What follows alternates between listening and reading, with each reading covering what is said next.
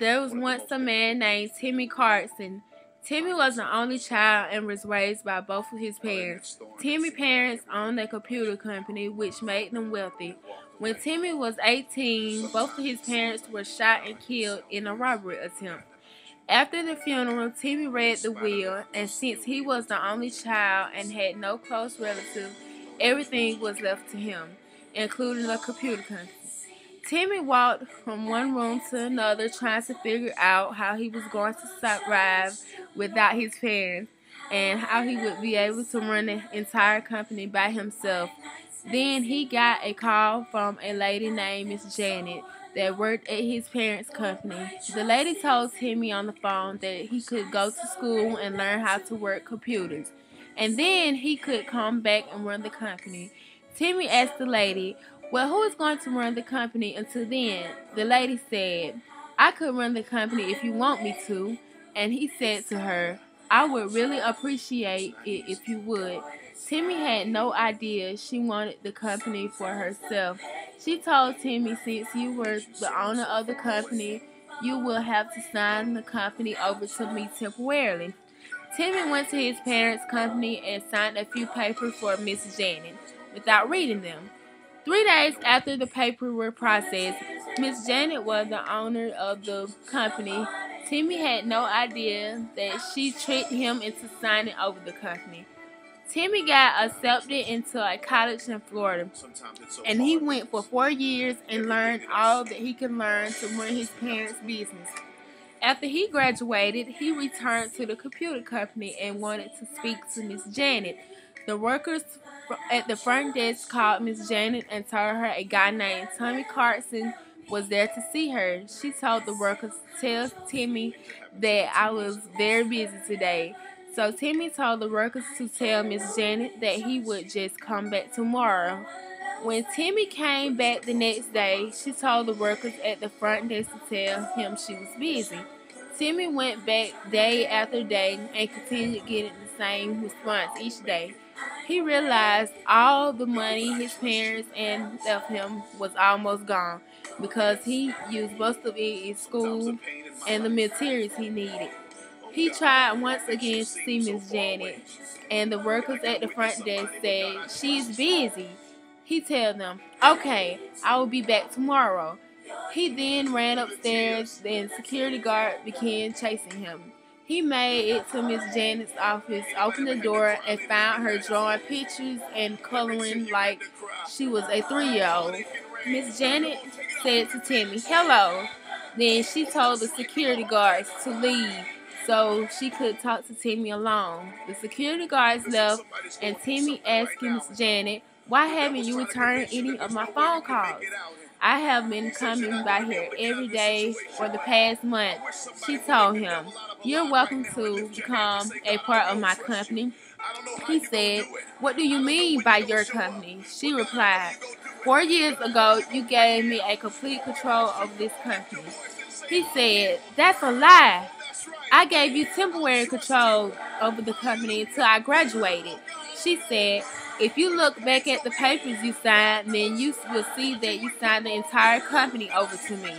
Timmy was so hurt, and he was also running out of money, so he accepted a job at what was supposed to be his computer company. After working at the computer company for a month, Timmy decided that it wasn't right for her to take his family's business. So one day after work, Timmy went on the internet to find the best lawyer in New York. Luckily, he found one named Tommy Jones.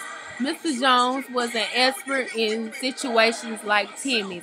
So Timmy contacted Mr. Jones and explained to him what happened. Mr. Jones said, "I would make sure and understand. So you were 18 when your parents died and they left you to everything. Then you got a call from this lady named Miss Janet that worked with your parents saying she could take care of the business until you graduated.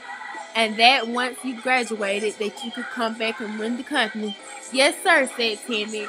"Okay, since you are 18 at the time, we may be able to build a case to get your parents' company back," said Mr. Jones.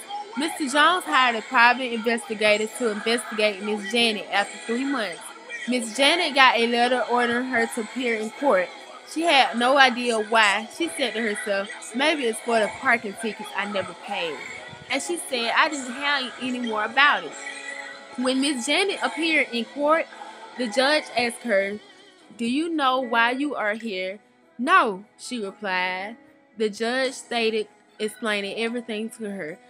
As he was explaining it to her, she was looking at him, saying to herself, he does not know what he is talking about. The judge asked her, do you have anything to say? Yes, said Miss Janet. 4 years ago, when Timmy was 18, he signed the entire company over to me. Can I see the papers? Said the judge. One of the police took the papers from Miss Janet and gave them to the judge. The judge said, Miss Janet, do you realize that these papers, Mr. Carson checked temporarily on every paper? She answered, I had a lawyer look over everything and temporary was nowhere on the paper. The judge gave the papers to the police officer to give back to Miss Janet. Now look closely at the bottom of the paper, said the judge said. Miss Janet looked at the bottom of the paper. It was a very small print.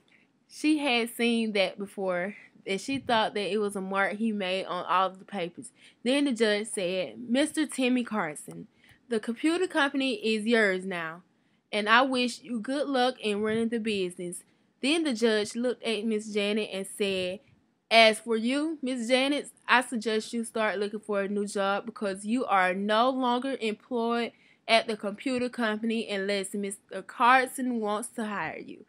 Oh, said Miss Janet, and I also expect 70% of the total profit that you made within 4 years were temporarily owner given back to Mr. Carson.